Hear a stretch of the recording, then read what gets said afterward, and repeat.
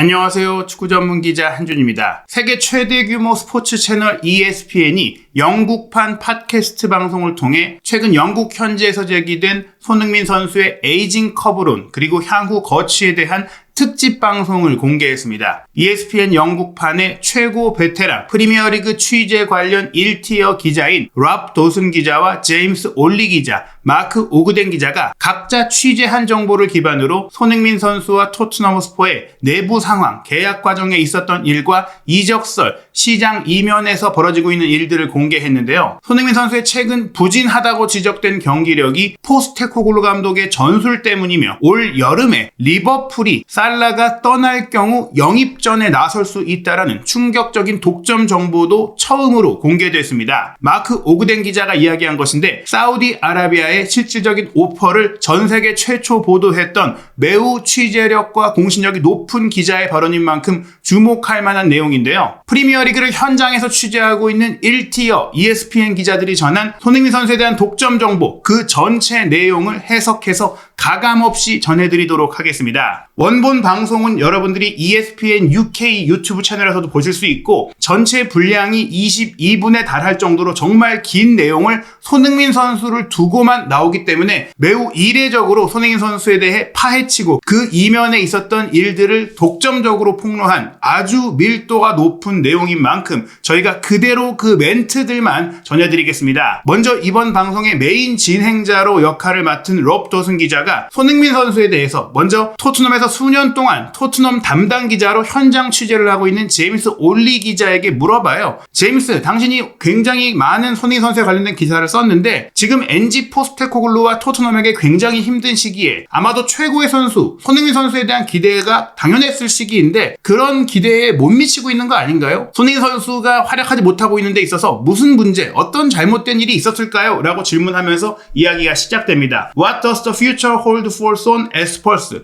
토트넘에서 손흥민 선수의 미래는 어디에 달려있는가라는 주제의 토론이 이루어진 방송인데 제임스 올리 기자가 대답합니다. 감독이 많은 압박을 받고 있는 이 어려운 시기에 토트넘 팬들이 이사회에 대한 항의를 표출하는 건 당연하다고 생각합니다. 포스테코글루 감독은 여러 기자회견에서 올 시즌을 잘 치르길 바란다고 말했었죠. 그는 해리 케인과 위고 요리스가 떠난 후 소니를 주장으로 임명했습니다. 그리고 클럽 훈련장에서 만난 모든 사람들은 소니가 여전히 젊은 선수들, 어린 선수들에게 표준과 기준을 제시하는 사람이라고 말합니다. 경기장에서, 경기 중에서 현장 책임을 맡는 것 외에 우리가 잘 보지 못했던 경기장 밖에서의 주장 역할을 잘 하고 있다는 것을 확인할 수 있었고요. 그리고 정말 차분하게 소니가 리더십을 발휘하고 있다고 들었습니다. 그리고 제가 기사를 쓰면서 소니를 잘 아는 한국 언론인 몇 분과도 이야기를 나눴는데요. 한 번은 소니가 지금 득점을 많이 하지 못한다는 사실이 문제가 아니라 그가 웃지 않고 있다는 사실이 진짜 문제라는 이야기를 들었습니다. 이 얘기를 통해 지금 손흥민 선수가 토트넘에서 생활을 하면서 그 어느 때보다 굳은 얼굴, 항상 스마일 가이로서 밝은 표정, 재미있게 분위기를 주도하던 선수에서 어느 정도 어두워졌고 무기력해진 모습, 체념하는 모습, 낙담하는 모습, 우울한 모습을 보이고 있다는 겁니다. 올 시즌 토트넘이 겪고 있던 어려움이 본인의 가슴에도 와 닿았을 것이고 그 책임을 짊어지는 모습이 있고 그것이 그의 경기 중 영향력을 무디게 했을 수도 있다라고 하지만 최근 두 경기는 분명 의미심장합니다. 입스위치와의 경기 멀티 도움을 하면서 팀의 4대1 대승을 이끌었는데 팀의 골이 터질 때 본인의 득점이 아니었다고 하더라도 본인이 도운 골이었는데 그리 밝게 웃지 않는 모습, 그로 인해 동료들도 의아해하면서 다가와서 다독이는 모습이 있었고 맨시티와의 경기를 준비하던 모습이 사진으로 올라왔는데 손흥민 선수가 경기 준비할 때 항상 웃고 재미있게 분위기를 만드는데 굉장히 어두운 표정이에요. 물론 손흥민 선수가 맨시티와의 경기 선발로 나오지 못했던 부분을 본인도 아쉬워했을 것 같은데 입스위치와의 경기 때도 교체 아웃되고 벤치에서 굉장히 어두운 표정 보였고 또 맨시티와의 경기조차도 이렇게 어두운 표정이 이어지고 있는 것은 분명히 내면에 많은 생각이 있다는 것을 유추할 수 있는 부분입니다. 롭 도슨도 이어서 얘기하는데요. 질문과 더불어 이 상황을 진단합니다. 보통 한 클럽의 뛰어난 봉사자였던 오랫동안 활약한 선수들이 많은 골을 넣으며 환상적인 활약을 보였던 그 전성기의 커리어가 끝날 무렵에는 분명 자신의 영향력을 관리하는 게 어려워질 수가 있는데요. 맨시티 같은 경우도 케빈 더브라이너에게 그런 일이 일어나고 있잖아요. 그렇다면 계속 그런 선수들에게 팀이 의존을 해야 하는지 아니면 그 선수의 출전 시간을 줄여야 하는지 아니면 그 선수를 내보내고 대체 선수를 데려와야 하는지 이런 고민들을 하게 되는데 손흥민 선수와 토트넘의 상황 과연 어떻게 보고 계시나요? 그리고 앞으로의 상황이 어떻게 전개될 거라고 생각하시나요? 라는 질문을 손흥민 선수의 사우디 오퍼를 전 세계 최초 독점 보도, 가장 디테일한 보도를 했던 마크 오그덴 기자와 화상 연결 인터뷰로 질문을 럽더슨이 하게 됩니다. 그에 대한 마크 오그덴의 답변은 손흥민 선수의 부진론 자체를 정면 반박하는 내용으로 이어집니다. 마크 오그덴의 답변 내용 전체 소개해드립니다. 맨시티와의 경기를 앞두고 손흥민 선수가 모든 대회 35경기 출전에 10득점 10도움을 올린 기록은 나쁜 게 아닙니다. 나이로 인해 그의 경기력이 떨어진 차이는 매우 작기 때문에 기록을 통해서만 비교를 한다고 하더라도 손흥민 선수는 지금 충분히 신뢰할 만한 선수로 활약하고 있다고 생각해요. 그리고 손흥민 선수가 지금 리버풀에서 뛰고 있다면 꽤 좋은 개인 성적도 거두고 있을 거라고 저는 생각합니다. 기록적인 면에서 아주 괜찮을 거예요. 그래서 저는 손흥민 선수가 토트넘에 지금도 절대적인 기여를 하고 있다고 생각하는 겁니다. 물론 손흥민 선수의 커리어는 시작보다는 끝이 가까워졌다고 생각하지만 손흥민 선수의 기량을 의심해서는 안 된다고 생각해요. 그의 헌신, 그의 퀄리티, 그리고 그가 이전처럼 최고 수준에 있지 않는 것처럼 보인다면 그가 최근 몇 시즌 동안 부상을 입었던 사실도 기억하셔야 합니다. 손흥민 선수는 지난 10년간 최고의 선수 자리에 올랐고 특히 지난 5년 동안은 최고 대회 우승의 문을 두드렸지만 결국 놓치고 말았죠. 하지만 그런 활약을 한 선수에 대해 지금 와서 의심하는 것은 어려운 일이라고 생각합니다. 저는 그가 토트넘을 위한 위대한 선수였다고 생각하며 올 시즌의 손흥민 선수는 아마도 팀이 너무 많은 어려움을 겪고 있기 때문에, 팀이 너무 고전하고 있기 때문에 이런 팀에서 개인적인 활약만 잘하기는 힘들었을 거라고 생각을 합니다. 저는 손흥민 선수가 토트넘보다 더 큰 클럽에서 뛸 자격이 있는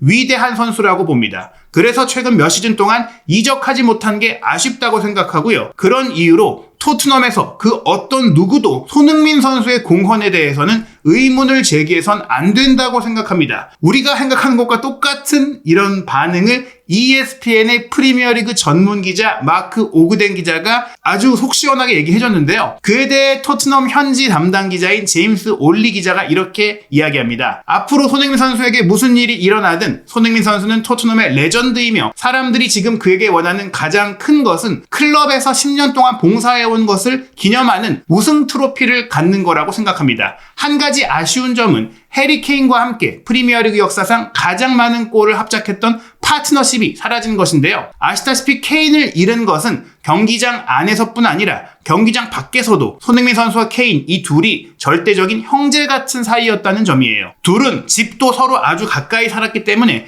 케인이 떠난 것에 대해 소니보다 더 많이 상실감을 느끼는 사람은 토트넘에 없을 겁니다. 경기장 밖에서도 2분 정도 거리에 떨어져 살았으니까요. 그래서 소니가 훈련장에 차를 두고 나갈 때마다 해리가 소니를 집까지 태워다 주곤 했죠. 경기장 안팎에서 둘은 매우 가까웠고 해리와 소니의 관계는 다른 선수들과 기현할 수 없었던 것 같아요. 다른 누구와도요. 도미닉 솔란키의 이번 시즌 활약에 대해 생각해보면 괜찮았지만 부상에 시달렸고 꾸준하지 못했습니다. 히샬리송은 한 번에 몇 경기 이상 컨디션을 유지한 적이 없고 게다가 그는 센터포워드도 아니죠. 사람들이 흔히 말하는 또 다른 이야기는 손흥민 선수가 왼쪽에 있을 때 더 잘하나 중앙에서 더 잘하나 이런 부분인데요. 그를 잘 아는 대부분의 사람들은 그가 왼쪽에서 뛰는 것을 더 선호한다고 말합니다. 그리고 때때로 중앙에서 플레이하라는 요청을 받으면 자신이 얻을 수 있는 이점이 약간 타협되는 거죠. 통계에 대해 이야기할 때 제가 언급하고 싶었던 다른 것 중 하나는 기사로도 소개했던 내용인데요. 스프린터와 경기 중 활동 거리를 살펴보는 것이었습니다. 경기당 스프린트 숫자를 보면 포스테코글루 감독이 부임하기 전 서너 시즌은 손흥민 선수의 경기당 스프린트 횟수가 평균 19회 정도였어요. 이게 상당히 중요하다고 생각합니다. 그리고 포스테코글루 감독의 첫 풀시즌에는 경기당 24.5회의 스프린트를 기록했습니다. 그러니까 매 경기 5번 정도 이상 더 전력 질주를 한 셈이죠. 그리고 그것은 분명히 포스테코글루가 공격 앞선의 선수들에게 요구하는 강도를 반영할 뿐 아니라 시즌 내내 어려운 시기가 있었기 때문에 지금 32살의 나이인 손흥민 선수에게 일주일에 3일 간격으로 3경기를 뛰면서 3개월 동안 그렇게 하도록 요청한 것이 분명합니다. 그리고 손흥민 선수는 절대적인 롤모델이 되는 선수이자 프로 정신이 강한 선수인데요. 32살의 나이에도 매 경기 선발로 뛰고 있죠. 그러다 보니 피곤한 기색을 보이기 시작한 겁니다. 그는 그런 상황에서도 무례한 행동을 하지 않았어요. 그렇기 때문에 손흥민 선수에게 책임을 돌리면 안 되는 겁니다. 저희가 얘기한 이 활동량의 문제, 포스테코글루의 전술 문제를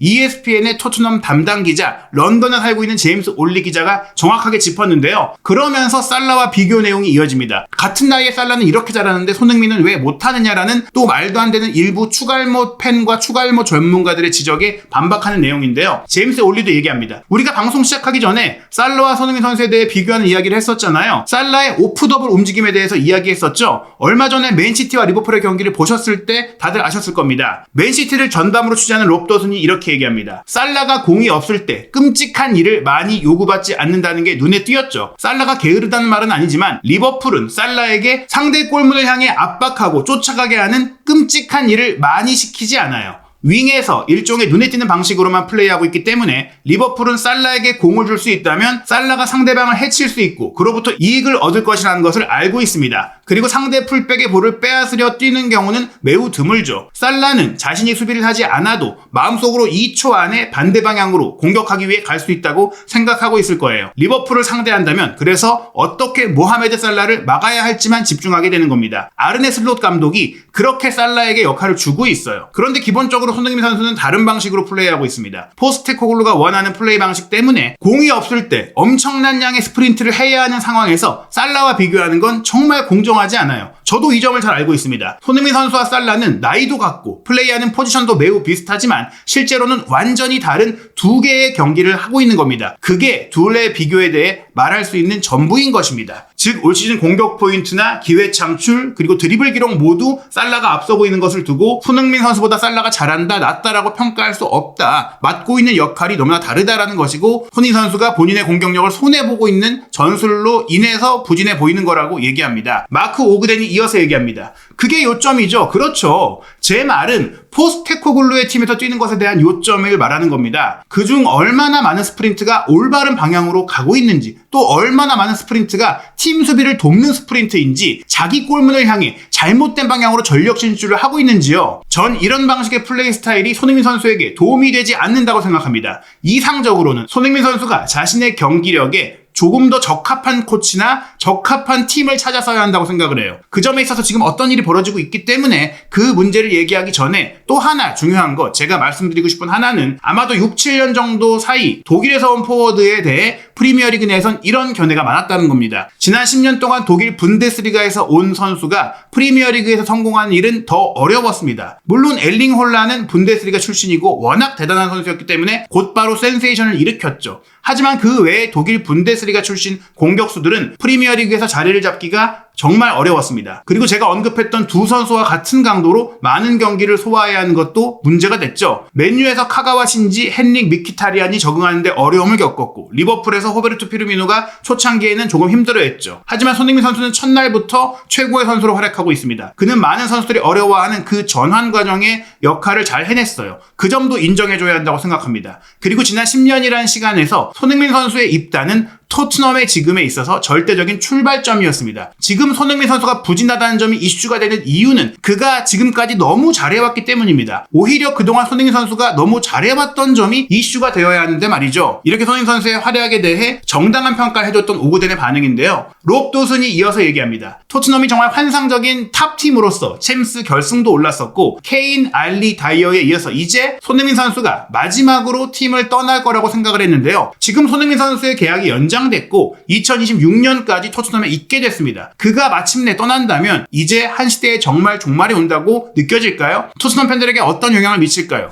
본격적으로 손흥민 선수의 이적 가능성에 대한 이야기가 나오는데요. 제임스 올리 기자가 대답합니다. 네, 물론 완전히 시대의 종말처럼 느껴질 겁니다. 그리고 손흥민과 케인이 없는 삶을 상상할 수 없는 팬들이 많을 거라고 생각해요. 말씀하신 다른 선수들이 몇 년 동안 세계 정복에 한 발짝 다가섰지만 끝내 산을 오르지 못한 것처럼 느껴졌던 포체티노의 팀이 사라진다는 점에서 케인을 잃는 것만으로는 충분하지 않았죠. 아마도 모든 사람들에게 소니가 떠난다는 것은 상당히 불확실한 미래를 남길 것입니다. 우리가 논쟁하고 있는 만큼 미안하지만 손흥민 선수가 여전히 절대적인 최고 수준에 있는지 여부에 논쟁을 하고 있지만 손흥민 선수는 경기장에서 모든 팬들이 그에게 뭔가를 기대할 수 있는 선수로 아직도 남아있습니다. 그리고 다른 선수들에 대해서 팬들은 같은 생각을 하고 있지 않아요. 브레넌 존스는 포스테코글루의 팀에서 좋은 모습 보이고 있습니다. 솔랑키와 마찬가지로 가능성은 동일하지만 최고 수준에서 입증된 선수는 아니죠. 메디슨에 대해서는 매우 일관성이 없다고 말할 수 있습니다. 소니는 우리가 이야기하고 있는 것처럼 해마다 해왔고 계약 문제에 대해서도 이야기 이야기하고 있는데 그것도 중요한 요소라고 생각합니다. 우리 중 누구도 소니의 수준이 열정 부족이나 배고픔 부족 또는 그가 하고 있는 어떤 문제 때문에 하락했다라고 제기하는 그런 문제가 있다고 생각하지 않습니다. 시간의 흐름일 수도 있고 전술적인 문제 때문일 수도 있고 팀 분위기가 어느 정도 영향을 미쳤을 수도 있습니다. 하지만 토트넘이 손흥민 선수와 새로운 계약을 맺거나 혹은 협상조차 시도하지 않은 것에 대해서 손흥민 선수의 캠프 측에서 약간의 실망이 있었다는 점을 저는 알고 있습니다. 토트넘 측은 단지 본질적으로 손흥민 선수 측에 말했습니다.